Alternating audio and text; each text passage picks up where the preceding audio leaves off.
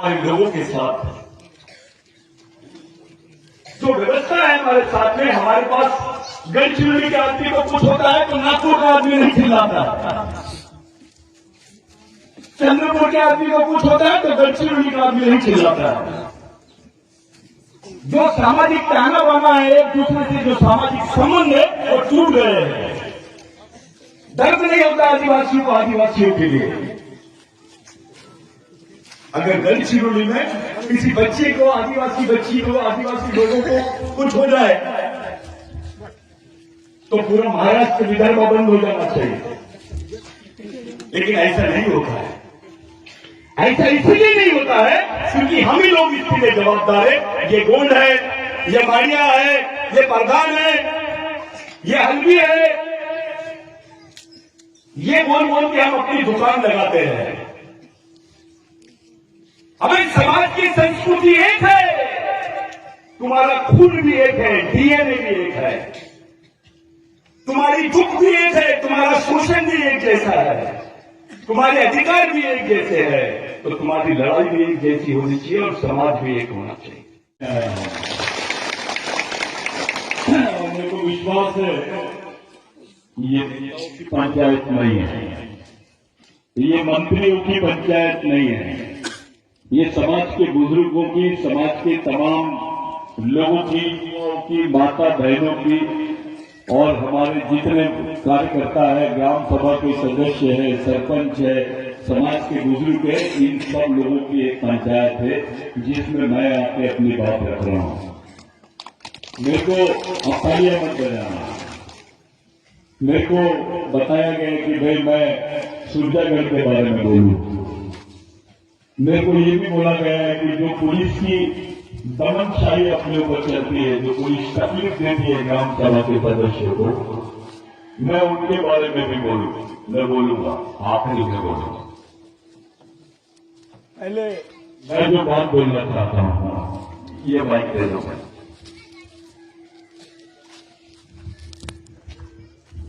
मैं जो बात बोलना चाहता हूं पहले आप समझ लीजिए।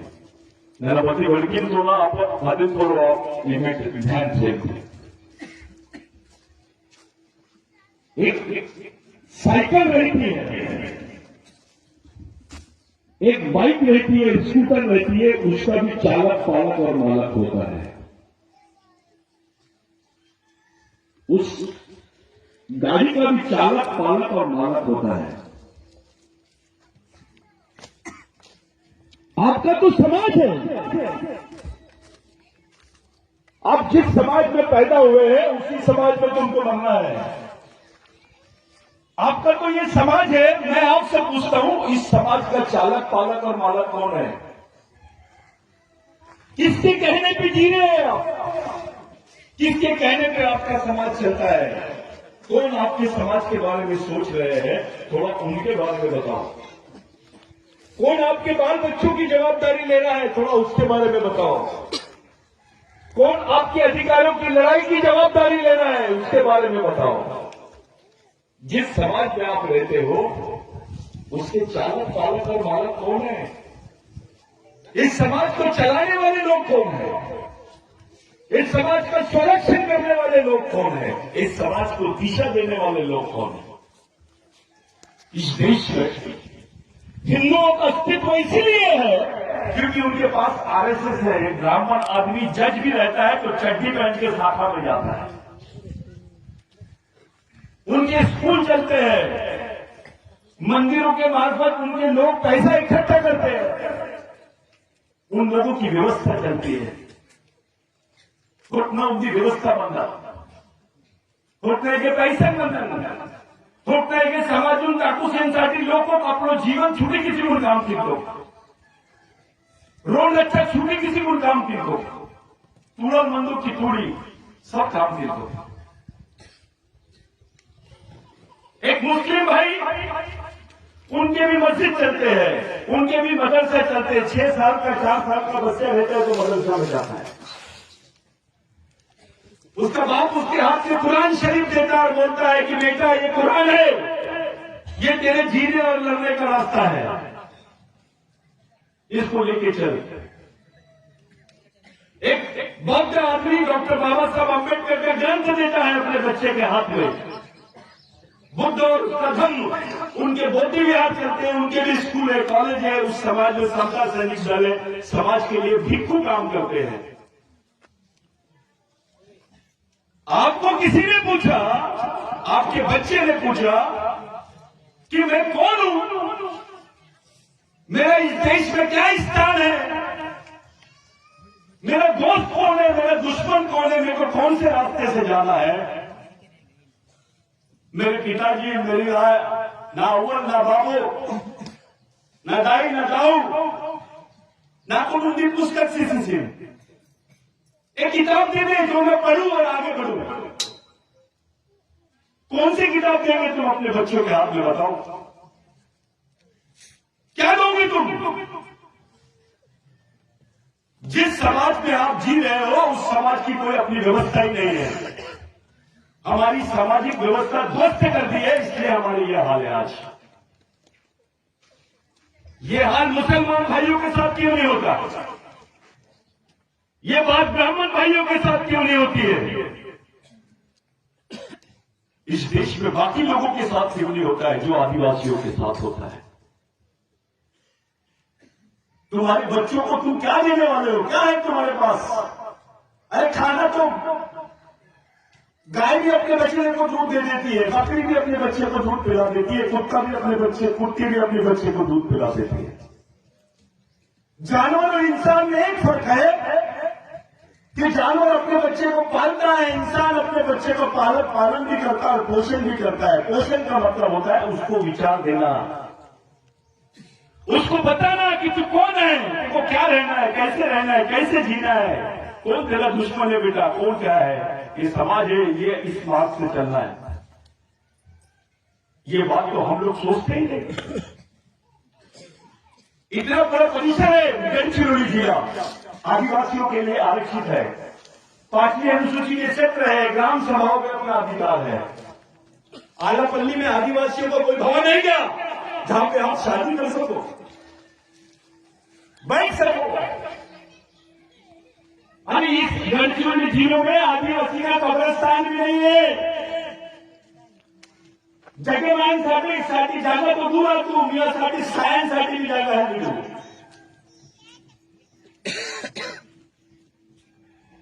सब तो हमारे राजा हमारे थे यहां पर। जिस कौम के लोग राजा होते हैं उनकी हालत कैसी है? उसके बदन में कपड़े क्यों नहीं है? उसके पेट में रोटी क्यों नहीं है? उसके घर के झोपड़े में लाइट क्यों नहीं है? उसके घर में राशन क्यों नहीं है? उसकी बच्ची को पढ़ने के लिए किताब क्यों नहीं है? आधा बदन कपड़े पहनने क्यों है? ये बात कोई नहीं सोचता है। 13-13 साल की आदिवासी लड़कियों के हाथ में बंदूक है। सवाल ये खड़ा होता है कि ऐसी कौन सी मजबूरी है कि हमारी बच्चियों के हाथ में बंदूक आज लड़ रहे हैं? देश में कौन सी समाज की लड़कियों के हाथ में बंदूक है, बताइए? कौन से समाज के लोग हैं जिनके हाथ में बंदूकों से भी लड़ने के बाद उनके प्रश्न नहीं छूट रहे? हमारे लोगों के साथ जो व्यवस्था है हमारे साथ में, हमारे पास गढ़चिरौली के आदमी को कुछ होता है तो नागपुर का आदमी नहीं चिल्लाता, चंद्रपुर के आदमी को कुछ होता है तो गढ़चिरौली का आदमी नहीं चिल्लाता। जो सामाजिक ताना बाना है, एक दूसरे से जो सामाजिक संबंध है वो टूट गए हैं। दर्द नहीं होता आदिवासियों को आदिवासियों के लिए। अगर गढ़चिरौली में किसी बच्चे को, आदिवासी बच्ची को, आदिवासी लोगों को कुछ हो जाए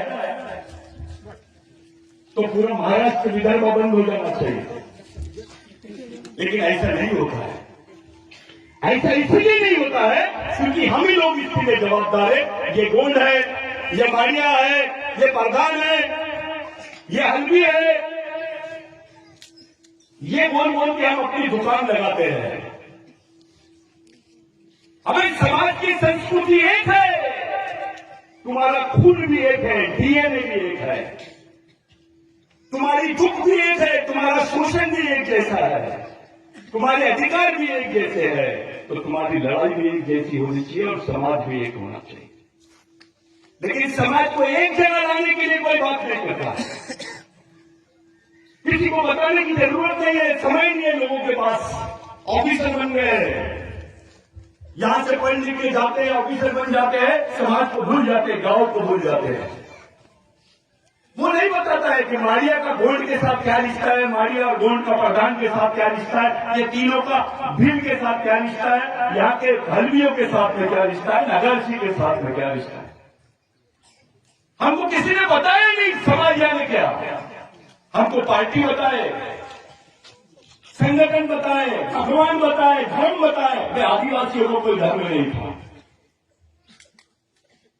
इस देश में जब भगवान पैदा नहीं हुए थे तब से आदिवासी रहता है। वो इस देश का मूल मालिक है। बाकी लोग यहां पर नागरिक हैं, लेकिन आदिवासी मालिक है, ये भारत का संविधान बोलता है। लेकिन कोई मानता नहीं है इसको। क्या देख रहे हैं आप? जो जो आदिवासी एरिया है वहां पे लूट हो रही है। इनकी नजर हमारी जमीन पर है, उस जमीन पे जुड़े हुए खनिज पर है।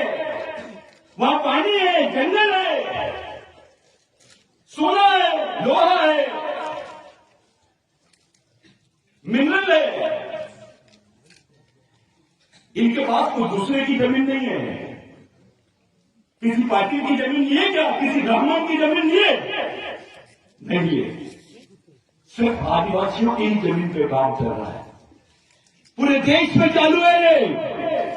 झारखंड से लेकर गुजरात के डांग जिले से लेकर गढ़चिरौली तक, गढ़चिरौली से लेकर बस्तर तक, बस्तर से लेकर उड़ीसा तक, उड़ीसा से लेकर आसाम तक, जहां जहां आदिवासियों की जमीन है वहां वहां ये लोग वही काम कर रहे हैं। सूरजागढ़ कोई छोटी बात नहीं है, ये तो एक उदाहरण है। पूरे देश में एक चल रहा है, एक ही जैसी बात चल रही है। क्या हालत है हमारे बच्चों के दिमाग में भगवान डाल रहे हैं, उसके दिमाग में पार्टी डाल रहे हैं, उसको समझा नहीं रहे। तो समझाओगे नहीं तो समझेगा कैसे? कभी कोई प्रशिक्षण होता है समाज के नाम पर? कोई बच्चों को सिखाते हैं, बच्चियों को सिखाते हैं? नहीं सिखाते। तुमको पूछेंगे पार्टी यानी क्या, तो तुम पार्टियों के नाम भी बता दोगे। तुमको पूछेंगे आदिवासी कितने हैं, उनके नाम नहीं बता पाओगे। समाज यानी क्या, ये भी नहीं मालूम आपको। अरे हे तो अपना लिंगो आंदोलो, फिर तो हीरा सुक्कल आंदोलो, ये तो बोर्ड का है, मारिया का है। अबे जब लिंगो था तब कोई बोर्ड मारिया वालिया नहीं था, तब तो सिर्फ असुर थे। हम तो असुर बोलते थे, कुएं बोलते थे, कोया बोलते थे। हमारे सामने बहुत बड़े बड़े प्रश्न खड़े हैं। किसी ने पूछा तुमसे कि लिंगो कहां पैदा हुआ था, कहां मरा, क्या बताओगे? ऐसा भ्रमित कर दिए अपने समाज को पूरा। और ऐसे भ्रमित समाज में ऐसी समस्याएं आना और उसका मुकाबला करना, ये बहुत मुश्किल काम होता है। घर घर का आदमी, बच्चा बच्चा सोच रहा है कि क्या होगा अब आगे। रोजगार के नाम पे क्या मिल रहा है? चौकीदारी की नौकरी। पहले 20,000 देते, फिर 16,000 करते, फिर 14,000, फिर 10,000, फिर 8,000। 10 घंटे खड़ा रहता है वो बच्चा, उसी की नजर के सामने माल निकाल रहे। वो मालिक है, चौकीदार बन गया है। जो मालिक है वो चौकीदार है। हमारी मां बहनें रस्ते में झाड़ू मार रही है, धूल साफ कर रही है, बच्चों को निंदा आई नहीं कोई। नूरू का पुलिंदा बेटा, अरे मैं तो मालिकानी नहीं किया, नेता मालिकानी नहीं, जमीन तो मालिकानी नहीं मिली, इतना पुलिस के आपको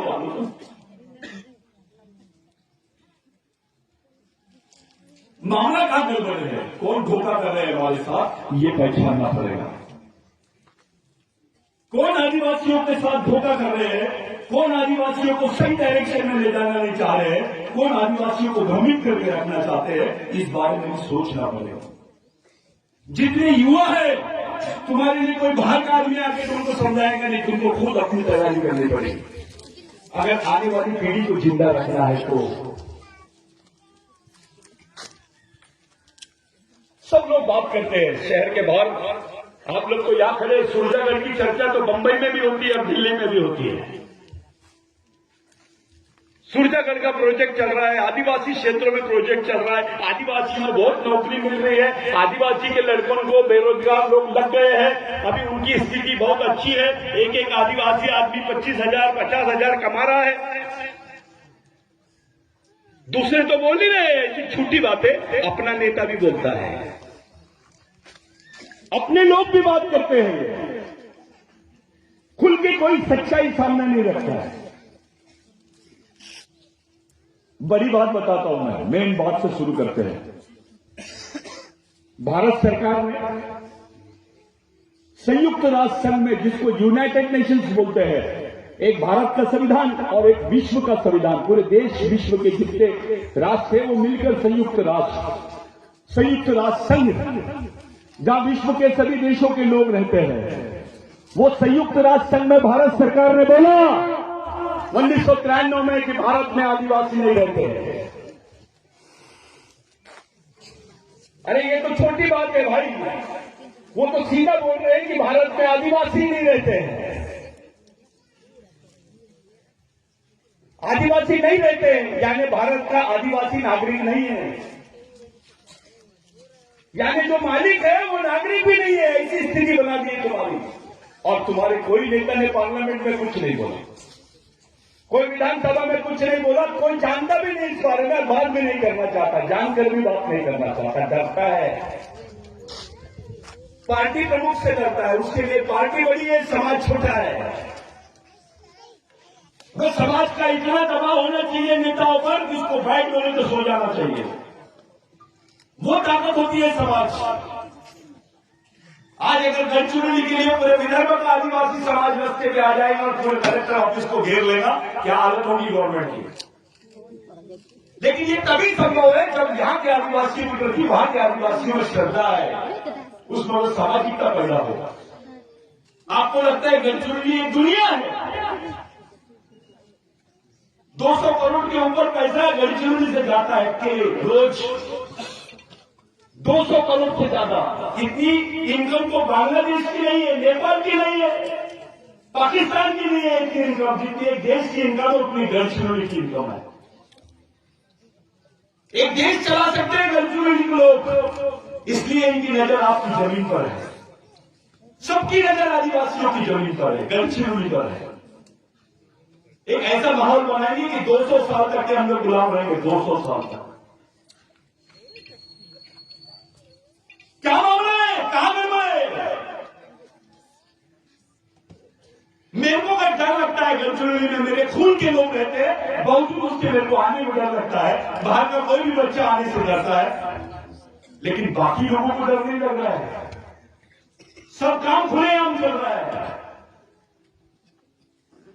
क्या मामला है? ऐसी परिस्थिति क्यों है? ये किसकी जमीन है? ये बाबूराव शेरमाती की जमीन है। जो तुम्हारे हिस्से में जमीन आई है, उसके लिए बाबूराव शेरमाती को फांसी पे चढ़ना पड़ा था, याद रखो। 1911 के पहले के जितने रिकॉर्ड है, वो रिकॉर्ड इसकी गवाह है कि बाबूराव शेरमाती के आंदोलन के बाद ही आदिवासियों को यहां जमीन आवंटित हुई है। राजाओं के पास में जमीन थी तो भी हमको आवंटित नहीं हो पाएगी, उसके बाद हुई है। बाबूराव शेरमाती के साथ गोंड था, प्रधान था, मालिया था, मुसलमान पठान था, ओबीसी था। बाबूराव शेरमाती का आंदोलन कौन सा था? वो तो जमींदार था। उसको क्या जरूरत थी कि गढ़चिरौली में दंड कार्यालय में पूरा आंदोलन चलाने की? एक ऐसी परिस्थिति भी थी, मैं नाम नहीं बताऊंगा, वो गांव था जहां पर आदिवासी भाइयों को ब्लाउज पहनने पर टैक्स देना पड़ता था, उनको कर देना पड़ता था। पैसा सीएम नागलू आप लोग उनका कर्म कर दिया, वो ब्लाउज पहन नहीं सकते थे, यहाँ का तन नहीं ढाक सकते थे। ये हालत थी हमारी। राजा हमारे थे, लेकिन पूरा हाल यहाँ पर पूरा राज्य जो था वो ब्राह्मणों के हाथ में था। इस क्षेत्र में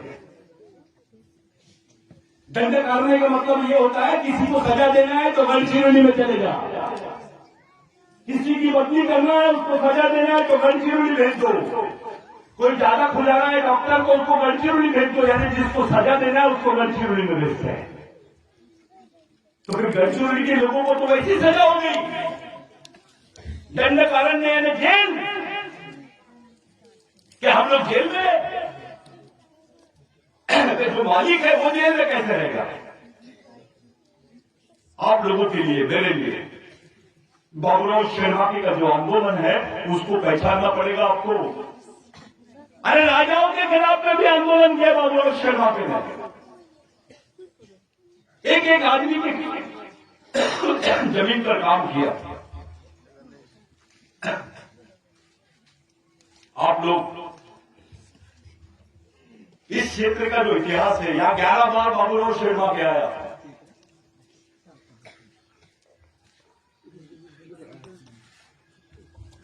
जो ग्राम सभा आप लोग बना रहे ना, उसको पहले टोला बोलते थे।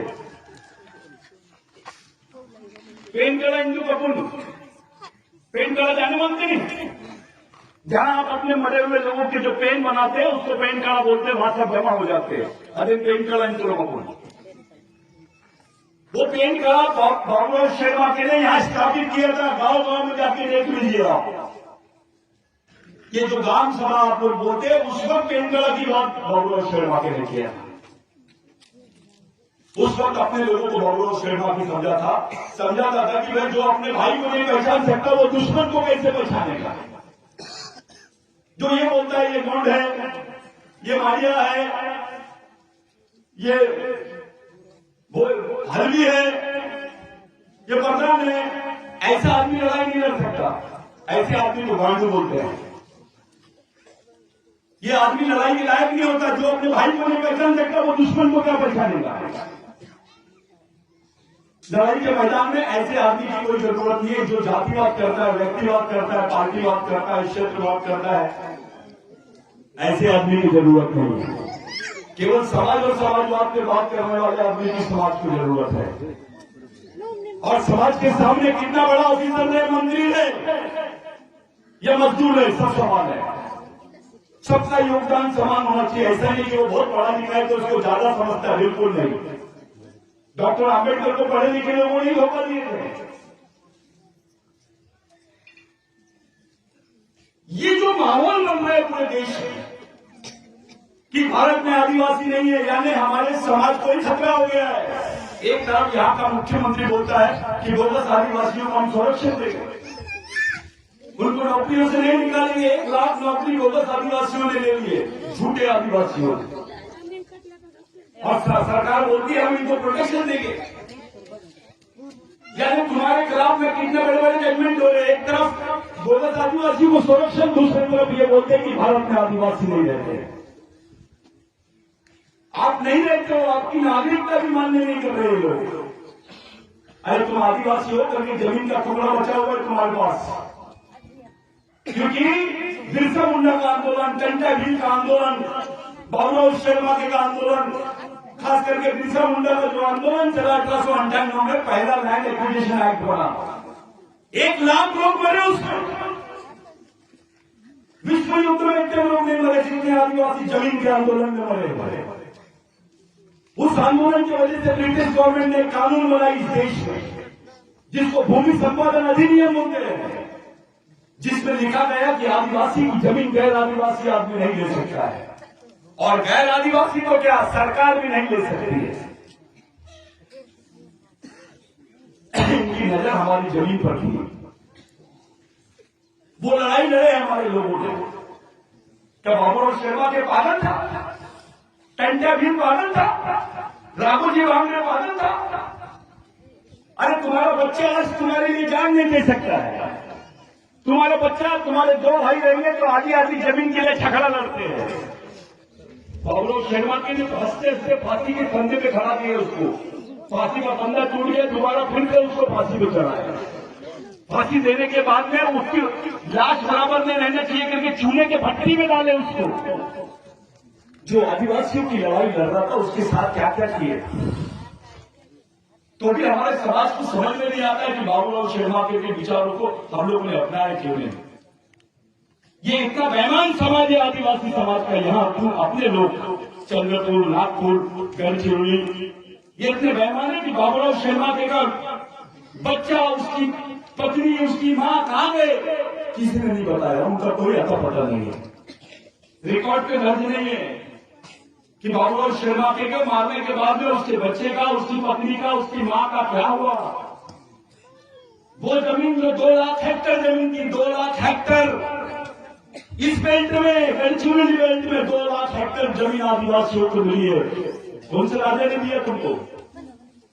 कौन से भगवान ने दिया? राम भगवान ने दिया? अबे जमीन किसने दिया तुमको? बाबूराव शर्मा ने दिया। तुम्हारा भगवान कौन? बाबूराव शर्मा की। जब तुम्हारे पास आरक्षण नहीं था, नौकरियां नहीं थी, तो जमीन ही तुम्हारे जिंदा रहने का आखिरी साधन था। वो जमीन का टुकड़ा तुम्हारे हिस्से में बाबूराव शर्मा की वजह से आया। हम उसी को भूल गए। शाहरुख खान का फोटो दिखता है घर में, सोनिया गांधी का फोटो दिखता है, नरेंद्र मोदी का फोटो दिखता है। बाबूराव शर्मा के कहां गया? बिरसा मुंडा कहां गया? टंटे भी कहां गया? क्योंकि तुमने अपनी समाज की सोच को खत्म कर दिया। ये लोगों ने समाज के लिए हंसते हंसते फांसी का फंदा लगाया। जीसस क्राइस्ट क्रॉस पे खड़ा कर दिया, उसको तो भगवान माना गया। ये तो तुम्हारे लिए फांसी के कट्टे पे खड़े थे।